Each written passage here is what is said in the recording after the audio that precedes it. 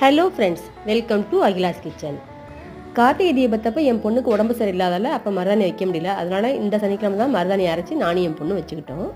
பிரேக்ஃபாஸ்ட்டுக்கு தோசை சென்னா கிரேவி தான் செஞ்சுருந்தேன்.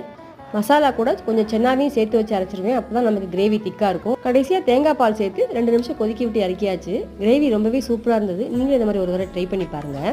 இன்றைக்கி லஞ்சை சிம்பிளாக முடிச்சுட்டேன். இந்த ப்ளவுஸ் 3 வருஷத்துக்கு முன்னால் நான் தைச்சது. நல்லா இருக்கான்னு பார்த்து சொல்லுங்கள்.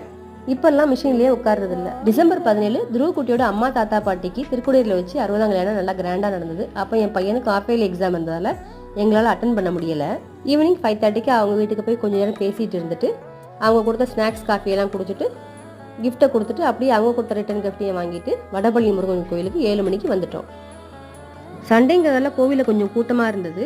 க்யூவில் நிற்கும்போது தங்கத்தேர் எழுத்துட்டு இருந்தாங்க. அதையும் பார்த்துட்டு சாமியும் நல்லா தரிசனம் பண்ணிட்டு ஹோட்டலில் போய் சாப்பிட்டுட்டு பையனுக்கும் பார்சல் வாங்கிட்டு வீட்டுக்கு வரும்போது மணி 10 ஆயிருந்தது.